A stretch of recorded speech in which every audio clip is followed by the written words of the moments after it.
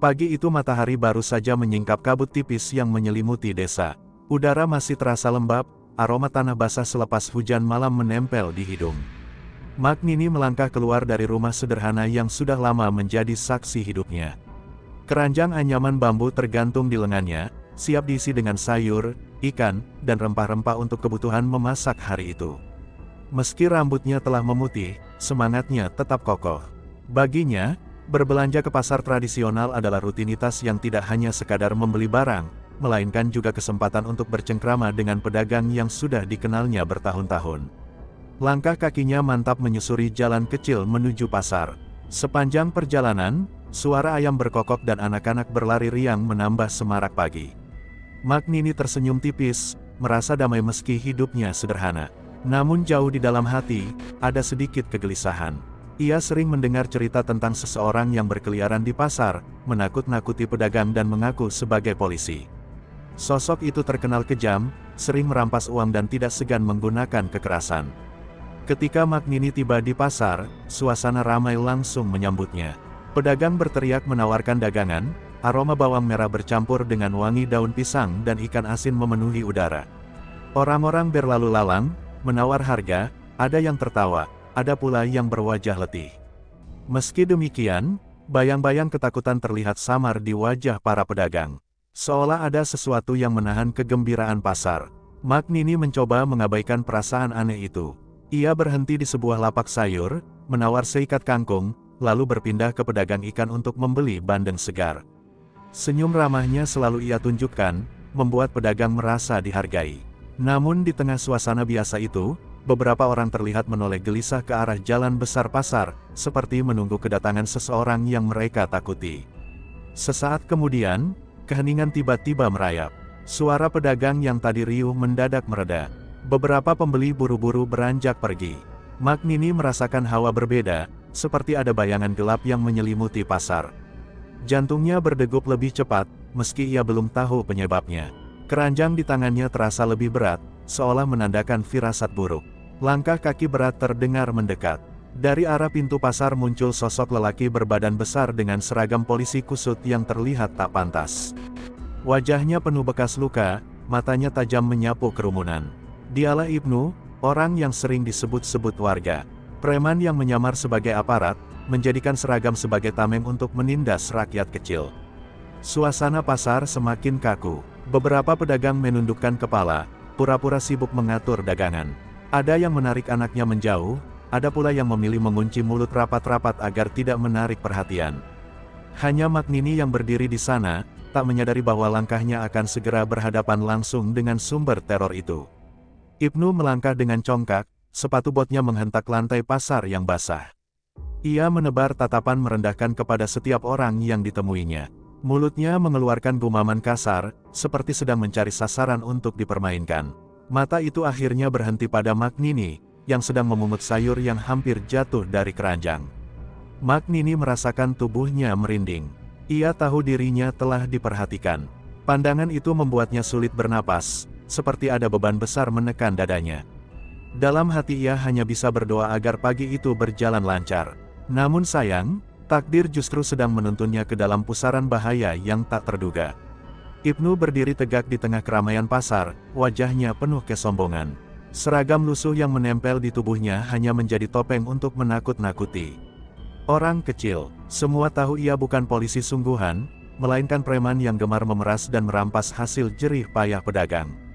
Namun, tak ada satupun yang berani menantangnya, sebab tangan Ibnu sering berlumuran darah dari orang-orang yang mencoba melawan.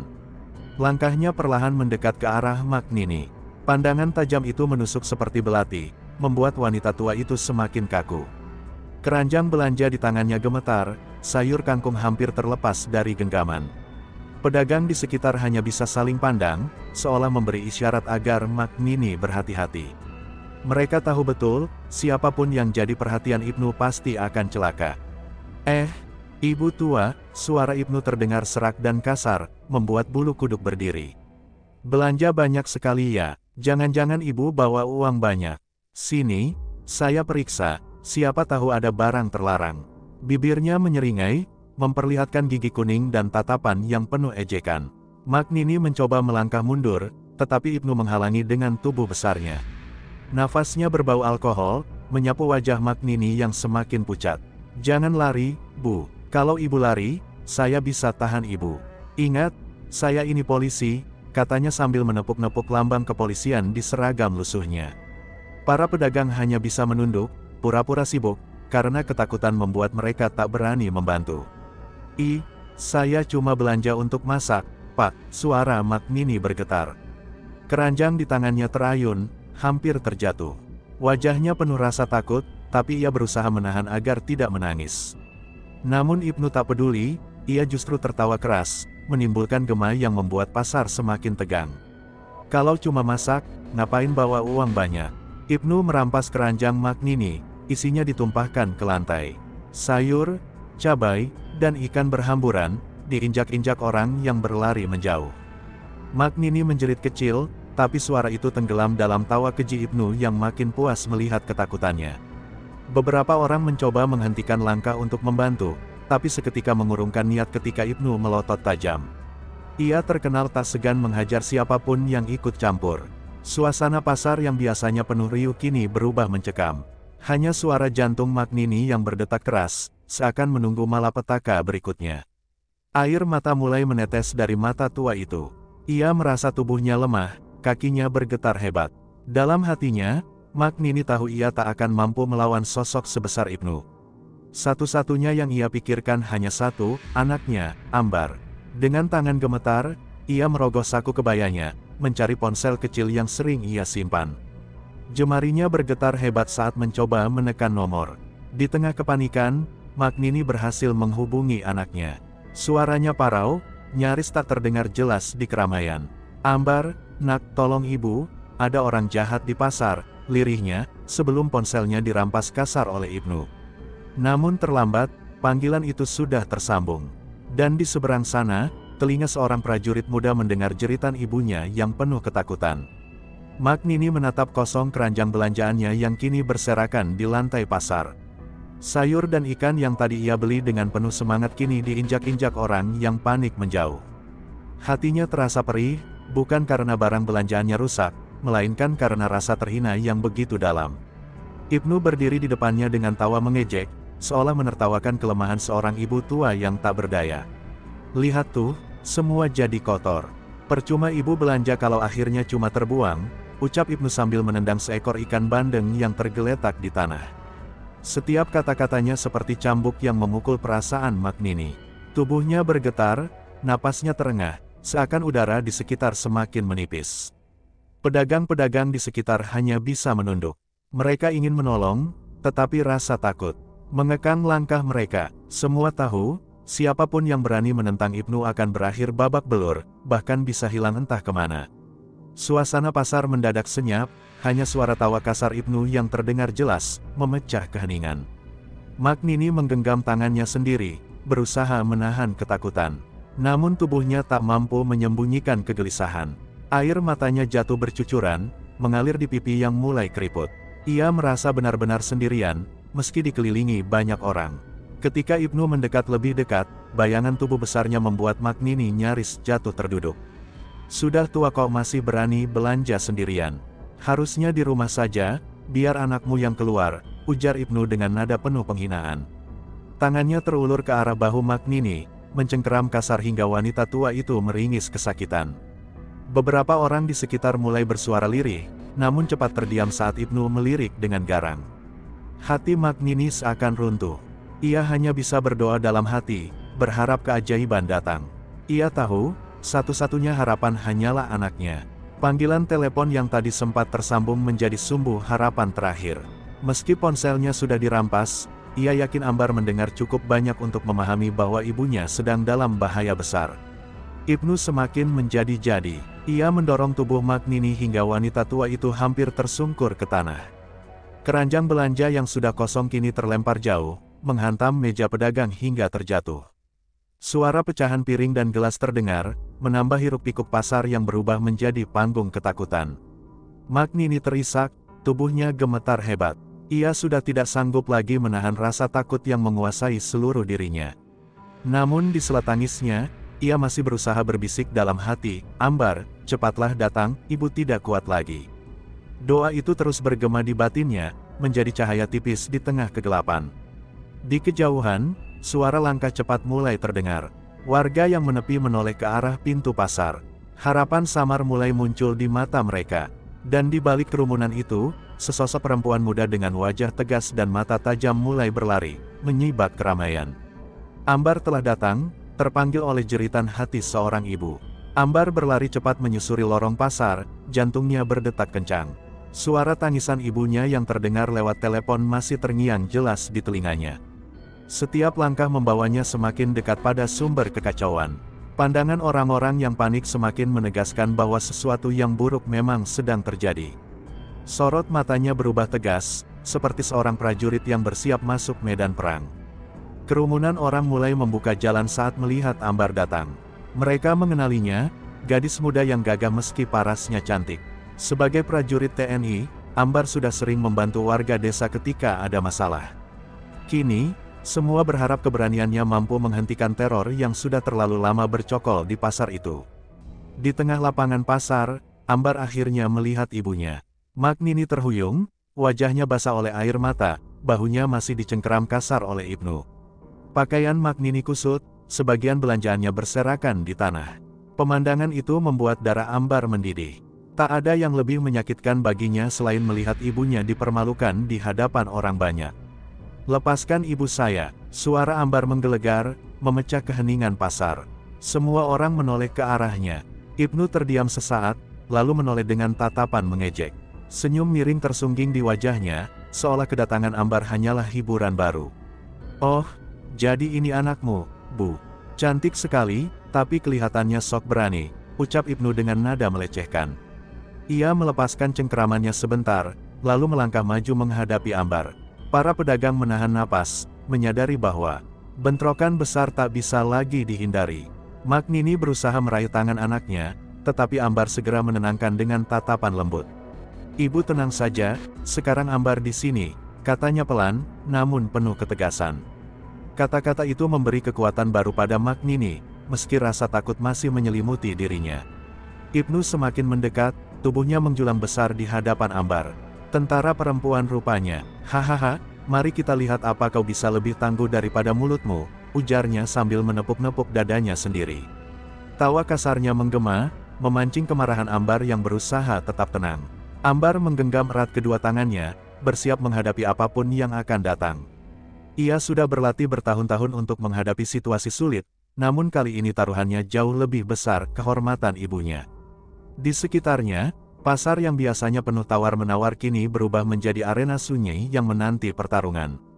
Sorot mata Ambar dan Ibnu saling beradu, dua dunia yang bertolak belakang saling menantang. Pada detik itu, semua orang tahu pertarungan besar akan segera pecah. Dan darah mungkin akan kembali membasahi lantai pasar tradisional itu. Langkah Ambar semakin mantap, ia kini berdiri tepat di depan Ibnu. Tubuhnya tegap meski hanya mengenakan pakaian sipil sederhana. Sorot matanya dingin, berisi amarah yang ditahan dengan rapat. Di balik wajah cantiknya, tersimpan jiwa seorang prajurit yang siap bertarung. Orang-orang di sekitar pasar mulai berbisik, sebagian mengenalnya sebagai anak Magnini yang menjadi TNI. Suasana yang semula kacau kini berubah menjadi hening, seolah seluruh dunia menunggu percikan pertama dari pertarungan itu. Magnini masih terisak di belakang anaknya, tangannya meraih ujung baju Ambar dengan gemetar. "Nak, jangan, dia berbahaya," bisiknya penuh rasa cemas. Namun Ambar menoleh sekilas, senyumnya tipis, menenangkan ibunya tanpa kata-kata berlebihan.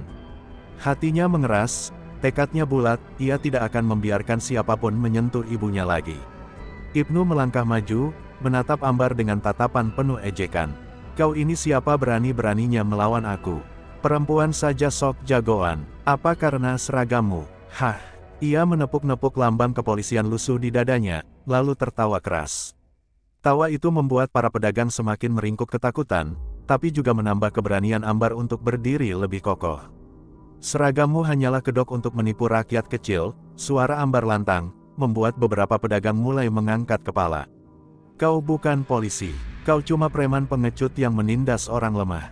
Kata-kata itu menusuk telinga Ibnu, membuat wajahnya merah padam.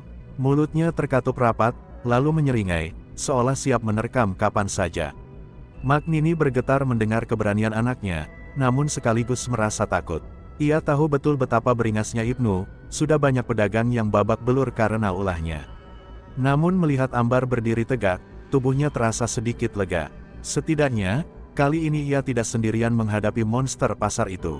Kerumunan warga semakin rapat, menyaksikan duel kata yang sebentar lagi berubah menjadi duel darah. Seorang pedagang tua berbisik lirih, akhirnya ada yang berani melawan Ibnu. Bisikan itu menyebar pelan, menjadi harapan baru di antara wajah-wajah yang ketakutan. Semua orang menunggu, apakah Ambar benar-benar mampu menghadapi preman yang ditakuti itu. Ibnu mendekat hingga jarak mereka tinggal sejengkal. Nafasnya kasar, berbau alkohol, menyapu wajah Ambar. Kalau begitu buktikan, tentara gadungan. Tunjukkan apa yang bisa kau lakukan, desisnya dengan suara berat. Tangannya mengepal, urat di lengan menegang, tanda amarahnya sudah tak tertahan. Ambar menurunkan sedikit posisinya, sikap tubuhnya berubah waspada. Ia bersiap, setiap otot tubuhnya menegang seperti busur yang siap dilepaskan. Sorot matanya tak lepas dari gerakan Ibnu. Di sekeliling mereka, pedagang dan pembeli mulai mundur, memberi ruang kosong di tengah pasar yang kini berubah menjadi arena duel. Detik itu, pasar bukan lagi tempat jual beli. Ia berubah menjadi panggung penentuan antara kebenaran dan kesewenang-wenangan. Dan Ambar, dengan seluruh keberanian yang ia miliki, berdiri di garis depan demi membela ibunya. Semua orang menahan napas, menunggu detik pertama pertarungan yang akan mengubah wajah pasar tradisional itu selamanya. Ketegangan di pasar mencapai puncaknya ketika Ibnu mengangkat tangannya, mengepalkan tinju sebesar batu bata. Tanpa aba-aba, ia melayangkan pukulan keras ke arah wajah Ambar. Serangan itu cepat dan brutal, namun Ambar yang terlatih segera menggeser tubuhnya ke samping, membuat pukulan tersebut hanya menghantam udara. Dentuman tinjunya mengenai tiang kayu lapak, membuat kayu itu retak seketika. Orang-orang yang melihat menjerit, menyadari betapa mematikan kekuatan tangan Ibnu. Ambar tidak membuang waktu. Begitu menghindar, ia langsung membalas dengan tendangan rendah yang menghantam betis lawannya. Ibnu terhuyung sejenak, namun tubuhnya yang kekar membuatnya cepat kembali seimbang. Ia terkekeh kasar, lumayan cepat untuk seorang perempuan. Tawa itu lebih seperti raungan binatang, membuat bulu kuduk orang-orang berdiri. Magnini di belakang Ambar berteriak panik, "Nak, hati-hati." Tubuh tuanya nyaris jatuh karena syok, namun ia menolak meninggalkan tempat itu. Rasa takut bercampur kebanggaan melihat anaknya berdiri gagah melawan monster pasar yang selama ini tak terkalahkan. Ibnu kembali menyerang, kali ini dengan ayunan siku ke arah dada Ambar. Gerakannya liar namun bertenaga. Ambar menangkis dengan lengannya, rasa sakit langsung menjalar, tapi ia menggertakkan gigi, menahan nyeri.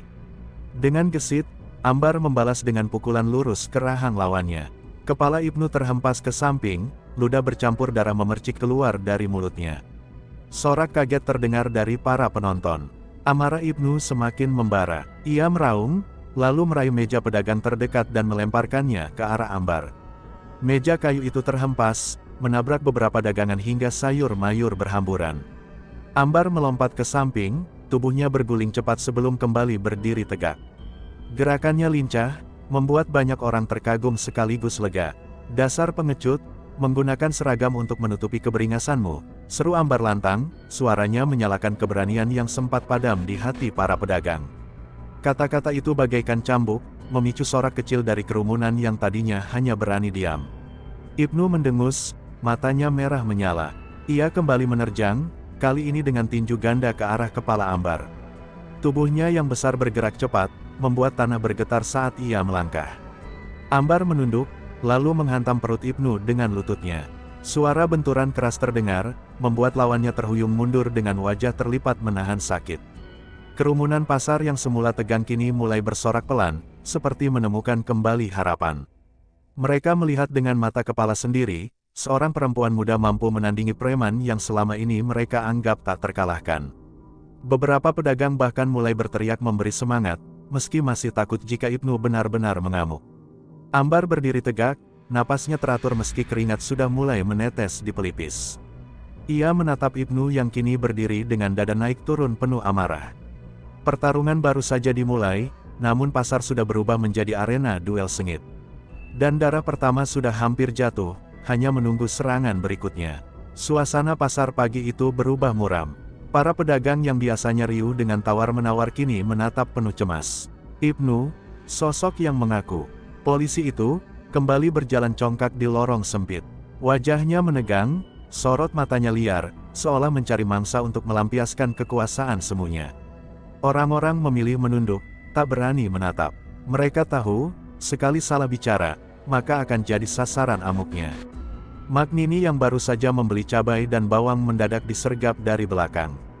Kantong belanjaannya jatuh berantakan, isinya berserakan di lantai pasar. Ibnu menendang bawang-bawang itu hingga bergulir ke sela-sela kaki para pembeli. Dasar perempuan tua tak berguna. Hardiknya lantang, membuat semua orang yang ada di sekitar membekuk ketakutan. Magnini berusaha merunduk, ingin segera memunguti belanjaannya, namun tangan kasar Ibnu menarik kerah bajunya. Tarikan itu begitu kuat hingga tubuhnya terhuyung ke belakang. Ia menahan tangis, suara hatinya bergetar antara rasa malu dan marah. "Tolong, jangan sakiti saya, Pak," ucapnya lirih. Namun semakin ia memohon, semakin menjadi-jadi olokan dari mulut lelaki itu. Beberapa pedagang mencoba menghampiri, tapi langkah mereka terhenti begitu Ibnu melotot.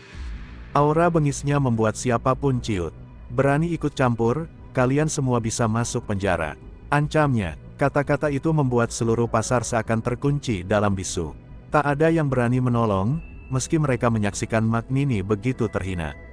Air mata Magnini jatuh satu persatu, bercampur dengan keringat dingin yang menetes di pipinya. Suaranya tercekat ketika ia berusaha mengeluarkan ponsel dari saku kainnya. Tangannya gemetar, namun tekadnya bulat, ia harus menghubungi putrinya, Ambar. "Nak, ibu butuh kamu sekarang," bisiknya lirih, nyaris tak terdengar. Ibnu yang menyadari gerakan itu semakin murka. Ia merebut ponsel Magnini dan melemparkannya ke tanah. Layar ponsel itu pecah dengan suara retakan nyaring.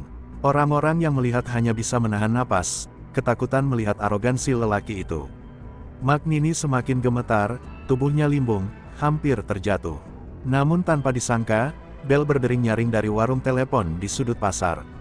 Seorang bocah kecil, putra pedagang sayur, yang melihat ponsel Magnini dihancurkan, diam-diam berlari menghubungi nomor Ambar lewat telepon umum.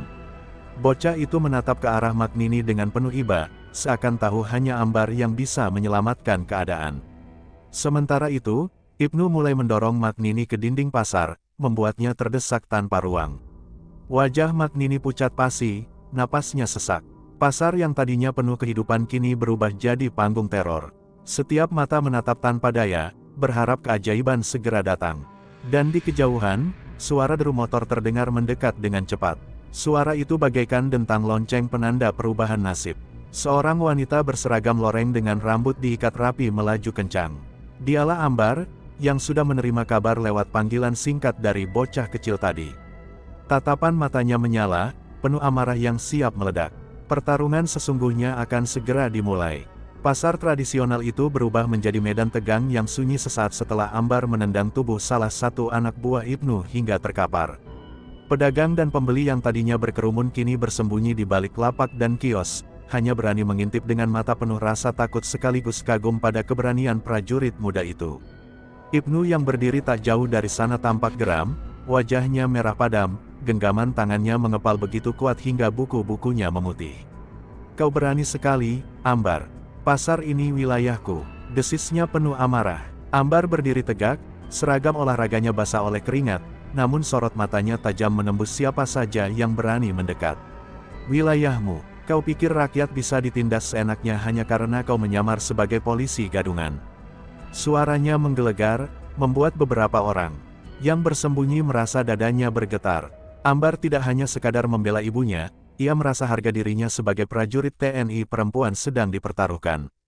Ibnu melangkah maju, setiap tapaknya menimbulkan ketegangan di udara.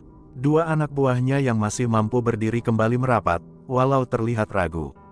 Mereka menenteng balok kayu dan besi panjang, seakan siap membantai siapapun yang menghalangi perintah sang pemimpin. Ambar menurunkan sedikit kuda-kudanya, otot-ototnya menegang, tubuhnya siap menerima serangan dari segala arah. Ia tahu pertempuran kali ini akan lebih sengit dibandingkan sebelumnya. Dalam sekejap, dua preman menyerbu bersamaan dari kanan dan kiri. Kayu dan besi melayang mengincar kepala Ambar. Dengan gerakan lincah, ia menunduk cepat, lalu memutar tubuhnya. Tendangan berputar kerasnya mengenai rahang salah satu preman hingga pria itu terlempar dan menghantam lapak sayur. Kayu yang hendak menghantam kepala Ambar berhasil ia tangkap dengan cekatan, lalu dipatahkan dengan sekali hentakan lutut. Serpihannya beterbangan di udara. Ibnu tidak tinggal diam, ia sendiri melompat maju, mengayunkan pukulan keras ke arah dada Ambar. Dentuman keras terdengar ketika pukulan itu berhasil ditahan dengan sikut Ambar, tapi daya hantamnya membuat keduanya mundur setapak. Getaran dari benturan itu saja sudah cukup membuat orang-orang yang menonton dari jauh menutup mulut, takut bersuara. Mereka sadar, pertarungan ini bukan lagi sekadar keributan kecil, melainkan duel hidup mati. "Ambar!" teriak Magnini dari tempat ia bersembunyi, wajahnya pucat pasi. Ia melihat anaknya berhadapan langsung dengan sosok yang selama ini menebar teror di pasar. Air matanya mengalir, bukan hanya karena takut, tetapi juga karena bangga melihat keberanian putrinya yang rela mempertaruhkan nyawa demi dirinya. Ambar melirik ibunya sejenak, memberi isyarat lewat sorot mata agar tetap tenang. Namun dalam hatinya, ia merasakan kobaran api yang semakin menyala. Ibnu sudah melampaui batas, mempermalukan ibunya di hadapan banyak orang, dan kini menantangnya secara terbuka. Tak ada lagi jalan mundur. Ia berjanji dalam hati, hari ini teror Ibnu di pasar akan berakhir. Ibnu kembali menyerang, kali ini dengan kombinasi pukulan dan tendangan yang cepat. Ambar menangkis sebagian, namun beberapa hantaman mengenai tubuhnya. Perih terasa di lengannya, tapi ia bertahan. Sekali waktu, ia membalas dengan pukulan siku yang menghantam dada Ibnu hingga pria itu terhuyung. Darah segar menetes dari sudut bibir Ibnu, matanya semakin liar, seperti binatang buas yang tersudut. Pasar semakin riuh, orang-orang mulai berbisik dengan nada penuh harap. Ambar bisa menang, dia bisa kalahkan Ibnu.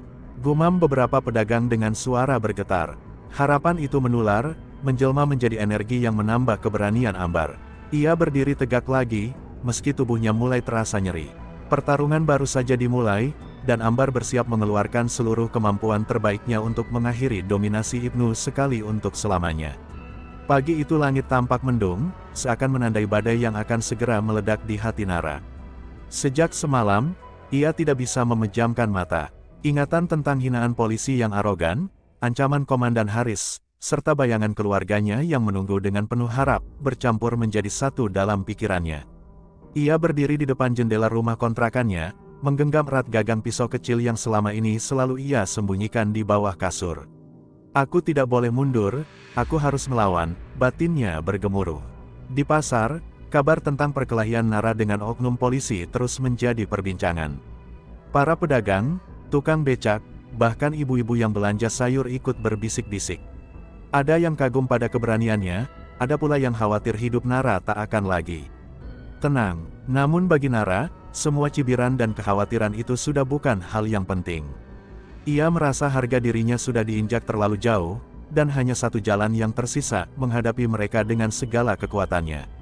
Siang hari, seorang bocah kecil mendekatinya saat ia berjualan. Bocah itu memandangnya penuh rasa kagum dan berkata lirih, "Mbak, kemarin aku lihat sendiri, Mbak berani melawan polisi. Ibuku bilang Mbak itu pahlawan." Nara tertegun.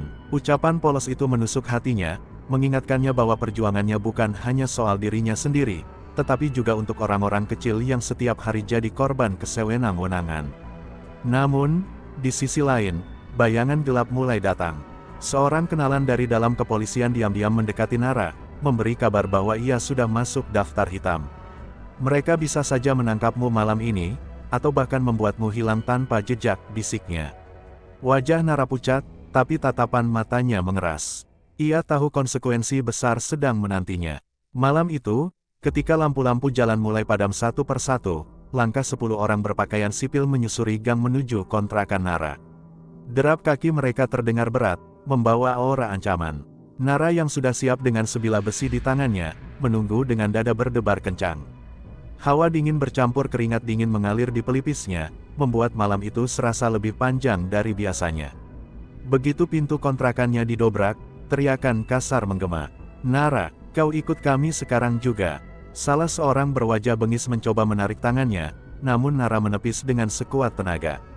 Pertarungan pun tak terhindarkan. Tubuhnya melayang, menendang meja kayu hingga terbalik, sementara besi di tangannya menghantam lengan lawan. Jeritan keras pecah di dalam ruangan sempit itu. Nara terhuyung, tapi semangatnya justru membara. Ia bergerak secepat kilat, menghindari pukulan, lalu menghantam perut salah satu pria bertubuh besar hingga tersungkur.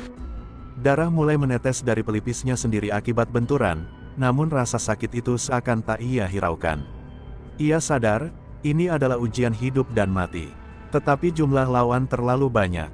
2 orang berhasil menjepit tubuhnya, sementara yang lain memukulinya tanpa ampun. Nara menahan perih, giginya terkatup rapat, darah bercampur liur menetes dari bibirnya. Meski tubuhnya dihajar bertubi-tubi, matanya tetap menyala penuh perlawanan. "Aku tidak akan menyerah," teriaknya serak. Di tengah keributan itu, tetangga-tetangga mulai berdatangan, menyorotkan cahaya senter, sebagian berteriak panik, sebagian lagi berani mencoba menolong.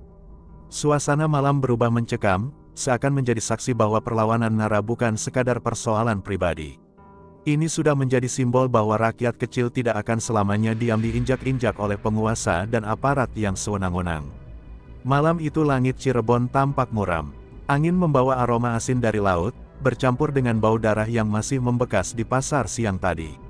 Anita duduk termenung di dalam kamar kontrakannya, menatap pistol dinas yang sudah ia sembunyikan bertahun-tahun sejak penyamaran dimulai. Jemarinya gemetar, bukan karena takut, melainkan karena bara amarah yang kian membesar. Terbayang wajah ayahnya yang dulu berjualan bakso, kini sudah tiada akibat ulah preman yang sama sedang ia buru. Suara langkah kaki terdengar mendekat dari luar. Seseorang menyelipkan kertas melalui celah pintu. Anita segera meraihnya. Tulisan singkat namun jelas, "Malam Jumat, gudang tua dekat pelabuhan." Mereka akan berkumpul. Jantungnya berdegup keras. Inilah saatnya, kesempatan untuk menyerang jantung kelompok preman yang selama ini merajalela. Anita membuka lemari kecilnya. Dari dalam, ia mengeluarkan sebilah keris pusaka milik almarhum kakeknya, benda yang diwariskan turun-temurun dengan ajian pelindung. Ia menggenggamnya erat, berdoa lirih, lalu meletakkannya di balik pakaian serba hitam yang ia kenakan. Malam itu, ia tak lagi sekadar menjadi penjual bakso penyamar, melainkan seorang pemburu yang haus keadilan. Di perjalanan menuju pelabuhan, pikirannya kembali melayang pada kenangan pahit. Bagaimana ayahnya dibunuh hanya karena menolak memberikan uang setoran pada preman. Bagaimana ibunya jatuh sakit karena duka mendalam, hingga akhirnya menyusul ke liang kubur. Semua luka itu menjadi bahan bakar bagi setiap langkahnya malam ini. Ketika tiba di dekat gudang, Anita berjongkok di balik tumpukan kontainer. Dari celah, ia melihat puluhan preman sudah berkumpul, tertawa keras, mengangkat botol arak, sambil membicarakan hasil rampasan hari itu. Di tengah mereka, tampak sosok besar dan berwibawa, Bahar, ketua geng yang menjadi dalang semua kekacauan di pasar. Anita mengepalkan tangan hingga buku jarinya memutih. Suasana gaduh di dalam gudang memberi celah baginya untuk menyelinap. Dengan gerakan lincah, ia masuk melewati pintu samping yang setengah terbuka. Suara detak jantungnya berpacu dengan derap langkah ringan. Setiap detik terasa seperti pisau yang menggores. Sekali salah langkah, nyawanya bisa melayang di tempat itu juga. Tiba-tiba salah satu preman mencium kehadirannya. "Siapa itu?" teriaknya sambil mengarahkan senter. Anita tak punya pilihan. Dengan sekali ayunan keris, leher pria itu teriris, darah menyembur, membuat yang lain panik. Riuh pun pecah, teriakan demi teriakan menggema di dalam gudang. Anita melompat ke tengah kerumunan. Gerakannya cepat, liar, namun terukur. Keris pusaka berkilat di bawah cahaya lampu redup, membelah udara dan daging. Tubuh demi tubuh tumbang, jeritan bercampur bau anyir memenuhi ruangan. Anita bagai harimau betina yang baru dilepas dari kurungan. Bahar berdiri dari kursinya, wajahnya merah padam. "Jadi ini polisi penyusup yang katanya jualan bakso," teriaknya, suaranya menggema. Anita menoleh, matanya menyala penuh dendam. Malam itu, 2 jiwa yang disatukan oleh darah dan amarah akhirnya saling berhadapan, menandai dimulainya duel yang akan menentukan nasib pasar Cirebon. Malam itu langit seperti ikut murka. Hujan deras mengguyur tanpa henti, petir menyambar-nyambar seakan membelah kegelapan. Di tengah derasnya suara langit, Rania berdiri tegak di halaman pasar yang lengang, tubuhnya basah kuyup namun matanya menyala penuh dendam. Di hadapannya, segerombolan preman yang tersisa mulai merapatkan barisan. Mereka telah mendengar kabar bahwa kawan-kawan mereka tewas di tangan gadis muda berhijab itu. Kini, mereka ingin mengakhiri semuanya malam ini juga. Pemimpin mereka, seorang pria tinggi besar dengan bekas luka panjang di pipi bernama Ganda, melangkah maju sambil memegang parang yang berkilat terkena sorot petir. Kau pikir bisa melawan semuanya? Hah, bocah kampung. Malam ini darahmu akan tergenang bersama hujan. Teriaknya, suaranya parau penuh kebencian. Namun Rania tidak bergeming. Tangannya mengepal erat, ajian yang diwarisi dari pesantren Gontor berputar di tubuhnya, membuat hawa panas menolak dingin hujan yang membasahi bumi. Dengan langkah mantap, Rania maju ke depan. Suara sandal basahnya menamparkan genangan air, menciptakan gema menyeramkan di antara gemuruh petir. Aku tak gentar, Ganda. Malam ini bukan aku yang akan mati, tapi kalian semua yang telah menodai pasar ini dengan darah orang-orang tak bersalah. Ucapnya lantang, kata-katanya menghujam bagai pisau, membuat sebagian anak buah Ganda gemetar, meski mereka mencoba menyembunyikannya. Tiba-tiba salah satu preman menyerbu lebih dulu dengan pedang terhunus, mengayunkannya lurus ke arah Rania. Dengan gerakan secepat kilat, gadis itu merunduk, lalu menghantam ulu hati lawannya dengan pukulan telak. Preman itu terlempar beberapa meter, jatuh terkapar ke tanah dengan mulut menyemburkan darah segar. Tubuhnya menggeliat sebentar, lalu diam tak bergerak. Suara dentuman tubuhnya menambah ketegangan yang kian mencekik. Melihat itu, para preman lainnya menggeram marah. Mereka menyerang serentak, menciptakan pusaran maut di bawah derasnya hujan. Rania berputar cepat, kakinya menendang keras dada salah satu lawan hingga tulangnya remuk. Tangan kirinya menepis parang yang hampir mengenai wajahnya, lalu dengan siku kanannya ia menghantam leher lawan, membuatnya roboh tak bernyawa. Darah bercampur air hujan mengalir di tanah, mengubah halaman pasar jadi lautan merah pekat. Ganda melangkah maju dengan tatapan penuh amarah. Ajianmu hebat, tapi aku punya ilmu warisan yang lebih ganas. Teriaknya, lalu ia berteriak sambil menyalurkan tenaga dalam ke parangnya. Senjata itu bergetar, memancarkan cahaya merah menyeramkan. Sementara itu, tubuh Rania juga diselimuti aura putih yang terang, menyilaukan mata siapapun yang melihatnya. Dua kekuatan besar itu beradu, menegangkan suasana, seakan seluruh jagat menahan napas menunggu benturan mereka. Benturan pertama membuat tanah bergetar, seperti gempa mengguncang pasar tua itu. Rania menahan serangan Ganda dengan kedua tangannya, tapi tenaga pria itu begitu besar hingga tubuhnya terdorong beberapa langkah ke belakang. Hujan semakin deras, namun api semangat dalam dirinya tak padam. Nafasnya memburu, namun matanya tetap menyala, ia tak boleh kalah, karena di balik semua ini ada darah keluarga dan pedagang pasar yang harus ia bela. Pertarungan berubah menjadi duel sengit. Parang Ganda terus berkelebat, memotong udara dengan suara mengerikan. Rania menangkis, menghindar, lalu sesekali membalas dengan tendangan dan pukulan yang mengandung tenaga dalam. Setiap benturan menimbulkan kilatan cahaya, membuat malam itu seakan jadi siang sesaat. Suara benturan dan raungan mereka menyatu dengan gemuruh petir, menciptakan simfoni maut yang mengguncang hati siapapun yang mendengarnya. Di tengah duel, tubuh Rania sempat terluka. Sayatan di lengannya membuat darah hangat bercampur dengan dinginnya hujan. Namun ia menggertakkan gigi, menahan rasa sakit, dan mengerahkan seluruh kekuatan yang tersisa. Dengan sorot mata membara, ia bersiap melancarkan serangan pamungkas, serangan yang akan menentukan hidup dan mati, antara dirinya atau Ganda, siapa yang akan berakhir malam itu. Di tengah malam yang pekat, saat kabut tipis mulai turun menutupi jalanan pasar yang sepi, Rania terbangun oleh suara samar dari luar rumah. Ia merasakan hawa tak wajar, seakan ada mata yang mengintainya dari kegelapan. Jantungnya berdegup lebih cepat, tubuhnya menegang, dan instingnya berkata bahwa sesuatu yang buruk sedang menunggu. Ia segera meraih keris kecil peninggalan ayahnya yang selalu ia simpan di bawah bantal. Pelan-pelan, ia melangkah ke halaman rumah. Udara malam menusuk kulitnya, dingin dan membawa aroma besi darah yang samar. Ketika matanya menyesuaikan dengan gelap, ia melihat bayangan bergerak di antara pepohonan bambu. Bayangan itu bukan hanya satu, melainkan banyak.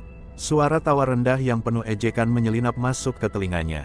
Preman-preman pasar yang sebelumnya dikirim grip kini muncul lagi, kali ini dengan jumlah lebih besar. Jadi ini rumah si gadis pasar yang sok berani itu, salah satu dari mereka berkata dengan suara berat. Malam ini kita habisi sekalian. Mereka maju perlahan, membawa senjata tajam yang berkilat terkena cahaya bulan. Rania menggenggam kerisnya erat, lalu menarik napas dalam-dalam. Ia tahu, mundur bukan pilihan. Ajian warisan leluhurnya bergemuruh di dalam dada, menyalakan api yang seakan membakar setiap saraf. Ia menutup mata sejenak, membaca doa pendek yang diajarkan ibunya, lalu membuka kembali dengan tatapan tajam penuh keberanian.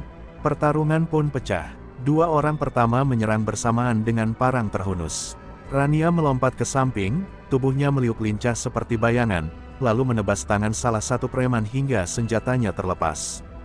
Jeritan keras memecah keheningan malam. Sementara itu, tendangan kerasnya menghantam dada preman lain, membuat tubuh besar itu terhempas menabrak pagar bambu hingga roboh. Namun jumlah mereka terlalu banyak. Dari segala arah, serangan datang bertubi-tubi.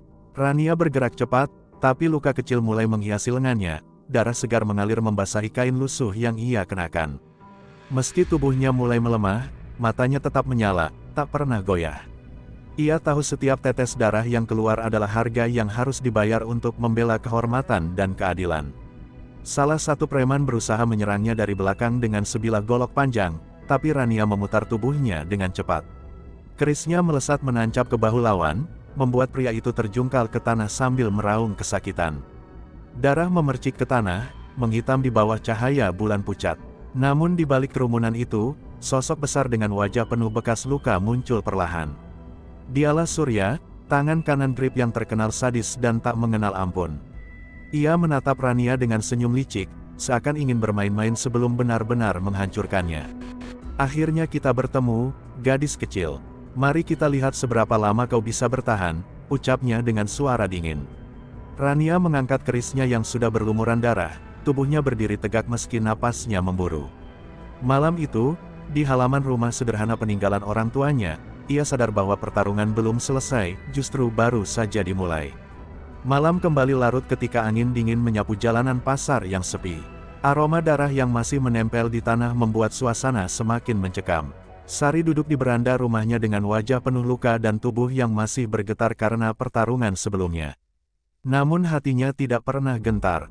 Ia tahu pertempuran belum selesai, justru akan semakin besar. Sebab kabar kematian anak buah ganda pasti sudah sampai ke telinga sang pemimpin preman itu.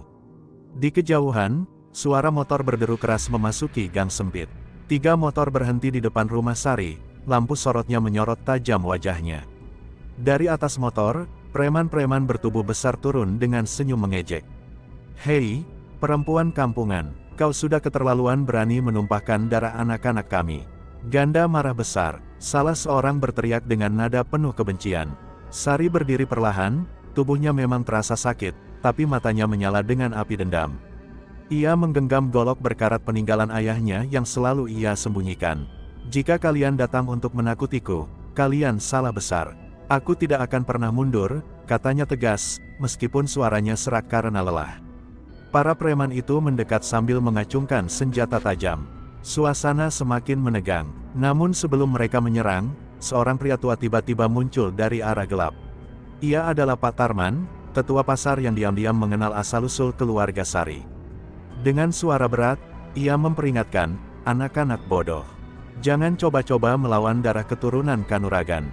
Kalian hanya mencari mati." Preman-preman itu terbahak, menertawakan ucapan Pak Tarman. "Keturunan Kanuragan, jangan bikin lelucon, Pak Tua. Ini hanya perempuan lemah yang kebetulan beruntung kemarin," sahut mereka dengan sombong. Namun Sari tahu, ucapan Pak Tarman bukanlah sekadar ancaman kosong. Itu adalah pengingat bahwa di dalam dirinya memang mengalir kekuatan yang diwariskan dari leluhurnya. Tanpa banyak bicara lagi, salah satu preman langsung melompat menyerang dengan celurit. Sari menangkis dengan goloknya, benturan besi beradu dan memercikkan api kecil. Tubuhnya yang lelah tetap bergerak gesit, seolah dorongan semangat baru masuk ke dalam dirinya. Ia melayangkan tendangan keras hingga preman itu terjungkal menabrak dinding rumah. Pertarungan berlangsung sengit, 2 preman lain ikut menyerbu bersamaan. Golok Sari menebas udara, menangkis, lalu membalas dengan gerakan cepat. Darah kembali mengalir di tanah pasar, jeritan kesakitan terdengar memecah malam. Namun Sari tetap berdiri, wajahnya penuh amarah sekaligus tekad membara. Pak Tarman menatap dengan mata penuh kebanggaan bercampur khawatir. Ia tahu malam itu hanyalah awal dari badai besar yang akan segera datang.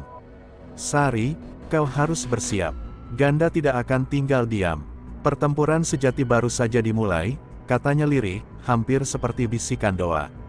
Dan di kejauhan, di balik gelapnya malam, sosok Ganda benar-benar sudah memantau dari jauh. Dengan tatapan penuh dendam, ia mengepalkan tangan, berjanji dalam hatinya bahwa Darasari akan segera menjadi tumbalnya. Langkah kaki Lestari bergetar saat ia melangkah keluar dari lorong gelap pasar. Napasnya masih memburu, keringat bercucuran membasahi pelipisnya meski udara malam terasa dingin. Darah yang menetes di ujung tangannya menjadi saksi betapa pertarungan tadi telah menguras tenaga sekaligus emosinya. Namun dalam sorot matanya, tersimpan api dendam yang semakin berkobar. Ia tahu, pertarungan yang barusan hanyalah permulaan, bayangan bahaya yang lebih besar sedang menantinya di balik kegelapan. Dari kejauhan, suara-suara gaduh terdengar semakin keras. Teriakan para preman yang mencari keberadaannya bercampur dengan suara pecahan botol dan dentingan besi yang dipukul-pukul untuk menciptakan teror. "Tangkap dia, jangan sampai lolos!" teriak salah satu preman. Lestari mengepalkan tangannya erat-erat. Ia menatap gelap di depan mata, menyiapkan dirinya untuk pertempuran yang lebih besar. Tak lama, dari balik kerumunan, muncul sosok yang membuat darah Lestari berdesir. Komar, pemimpin para preman pasar itu, berjalan dengan tenang namun penuh wibawa gelap. Wajahnya penuh bekas luka, matanya tajam menatap ke arah Lestari seperti seekor predator yang menemukan mangsanya. "Akhirnya, tikus kecil itu muncul juga," ujarnya dingin, sambil mengacungkan golok berkarat di tangannya. Lestari berdiri tegak, meski tubuhnya penuh luka. Ia tahu, inilah momen yang akan menentukan segalanya. "Aku bukan tikus, Komar. Aku adalah api yang akan membakar semua kebusukanmu di pasar ini," ucapnya dengan suara bergetar, tapi penuh keberanian. Kata-kata itu membuat para preman lain terdiam sejenak, terhenti oleh ketegasan seorang perempuan yang mereka kira bisa ditundukkan dengan mudah. Komar terkekeh, suaranya serak dan menyeramkan. "Kau pikir kau bisa melawanku? Banyak orang yang lebih kuat darimu sudah aku habisi. Dan kau hanya seorang janda pasar, yang sok berani. Malam ini akan menjadi malam kematianmu." Ia lalu melangkah maju, membuat tanah seakan bergetar di setiap pijakannya. Lestari merasakan hawa mencekam yang memeluk seluruh tubuhnya. Namun ia tidak mundur. Ia menutup mata sejenak, mengingat wajah suaminya yang telah tiada, dan anak-anak pasar yang sering ia lindungi dari pemerasan Komar. Semua itu menjadi kekuatan baginya. Saat ia membuka matanya kembali, sorot matanya telah berubah, tajam, membara, dan siap menghunuskan keberanian. Pertarungan pun dimulai. Komar menyerang dengan tebasan golok cepat, hampir mengenai leher Lestari. Namun dengan gerakan lincah, Lestari memutar tubuhnya, membiarkan angin tajam dari golok itu hanya menyentuh ujung rambutnya. Ia balas menyerang dengan tendangan keras ke arah dada Komar, membuat pemimpin preman itu terhuyung beberapa langkah. Sorak-sorai preman lain pun terdengar, sebagian marah, sebagian terkejut. Melihat keberanian Lestari, darah semakin bercipratan. Golok Komar berhasil melukai lengan Lestari, tapi perempuan itu tak gentar. Ia justru semakin buas, mengandalkan setiap jurus kanuragan yang diwariskan leluhurnya. Suara dentuman, teriakan, dan denting besi memenuhi udara pasar malam itu. Pertarungan mereka bukan sekadar duel, melainkan simbol perang antara keberanian seorang perempuan melawan kebiadaban. Di tengah hiruk-pikuk itu, Lestari mulai menyadari sesuatu. Tubuh Komar memang kuat, tapi sorot matanya menunjukkan kesombongan yang berlebihan. Inilah celahnya, batin Lestari. Ia bersiap, menunggu saat yang tepat untuk memberikan serangan pamungkas, meski nyawanya harus dipertaruhkan malam itu. Malam itu hujan turun deras, seakan langit ikut menangisi penderitaan yang sedang ditanggung Sari. Di tengah derasnya hujan, ia melangkah pelan menuju balai kosong tempat terakhir ia mendengar kabar bahwa Roni bersembunyi. Hatinya bergejolak, antara keinginan membalas dendam dan kesadaran bahwa darah baru saja menodai tangannya. Setiap langkahnya seolah menancapkan luka baru di dadanya. Sesampainya di sana, Sari melihat bayangan tubuh Roni berdiri di ujung ruangan, dikelilingi beberapa orang suruhannya yang masih tersisa. Wajah Roni pucat, namun matanya tetap menyala dengan kesombongan. "Kau datang juga, Sari," katanya sinis, suaranya menembus derasnya hujan yang menetes dari atap bocor balai itu. Sari mengepalkan tangannya, menahan gejolak amarah yang sudah hampir meluap. "Semua ini berakhir malam ini, Roni. Kau sudah menghancurkan keluarga, mencabik-cabik hidupku, dan menodai tanah ini dengan darah orang tak berdosa. Aku tidak akan mundur. Orang-orang Roni menyerbu lebih dulu, berteriak bagaikan serigala kelaparan. Namun Sari bergerak cepat, ajian yang diwariskan mendiang ayahnya meledak dari tubuhnya seperti kilatan petir. Satu demi satu para suruhan itu tumbang dengan teriakan ngeri, darah mereka bercampur dengan genangan air hujan di lantai. Suasana semakin mencekam, seolah balai itu menjadi neraka kecil yang dipenuhi jeritan maut. Roni tidak tinggal diam, ia menghunus golok besar dari balik pinggangnya, matanya memerah oleh amarah dan rasa terpojok. Kau pikir bisa menandingi aku? Akulah penguasa pasar ini, Sari. Teriaknya sambil mengayunkan golok. Kilatan logam itu hampir menyambar wajah Sari, namun dengan sigap ia menangkisnya. Suara dentuman logam dan tangan beradu memekakkan telinga. Pertarungan mereka berlangsung sengit, tubuh mereka basah kuyup oleh hujan yang menetes dari atap bocor, bercampur dengan darah yang berceceran. Sari sempat terdesak, golok Roni berhasil menggores bahunya, membuat darah segar mengalir. Namun luka itu justru membakar semangatnya. Ia mengingat wajah ibunya, suara adiknya, dan semua pedagang pasar yang tertindas. Tekadnya kembali mengeras. Dengan teriakan lantang, Sari melepaskan pukulan pamungkasnya, ajian yang selama ini ia tahan karena takut pada kekuatan sejatinya. Pukulan itu menghantam dada Roni, membuat tubuhnya terpental keras ke dinding. Goloknya terlepas, dan darah muncrat dari mulutnya. Untuk pertama kalinya, wajah sombong Roni berubah menjadi ketakutan. Sari mendekat, langkahnya berat tapi mantap. Semua sudah selesai, Roni. Inilah harga dari semua keserakahanmu. Ia menunduk, memandang musuh bebuyutannya yang kini tergeletak tak berdaya. Hatinya bergetar, ada rasa lega sekaligus getir, karena ia tahu dendam memang bisa menenangkan, tapi tak pernah benar-benar menyembuhkan. Hujan terus mengguyur, membasuh darah di lantai, seolah alam mencoba membersihkan noda yang ditinggalkan manusia. Di dalam hati Sari, sebuah janji baru terpatri, setelah semua penderitaan ini, ia akan bangkit, bukan hanya untuk dirinya, tetapi juga untuk mereka yang sudah dikorbankan. Malam itu, darah dan hujan menjadi saksi lahirnya tekad baru seorang perempuan yang berjuang melawan tirani. Malam itu pasar kembali dipenuhi api amarah. Bara yang disulut sejak lama akhirnya mencapai puncaknya. Suara teriakan dan gemuruh langkah kaki para warga bergema di antara lapak-lapak yang porak-poranda. Di tengah kekacauan itu, Sari berdiri dengan tubuh penuh luka, namun sorot matanya tetap menyala bagaikan obor yang tak bisa dipadamkan. Ia tahu, inilah akhir dari perjalanan berdarahnya. Johnny, pimpinan terakhir para preman yang masih tersisa, muncul dengan wajah penuh dendam. Tubuhnya besar dan penuh tato, suaranya menggelegar memaki Sari. Kau yang menyebabkan semua ini hancur, Sari. Malam ini aku akan mencabut nyawamu.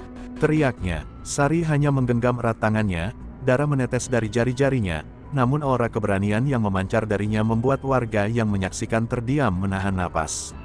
Pertarungan pun pecah. Tinju Johnny menghantam keras, menghancurkan meja dagangan yang berada di dekat Sari. Namun dengan cekatan, Sari memutar tubuhnya, melancarkan tendangan mematikan ke arah dada Johnny.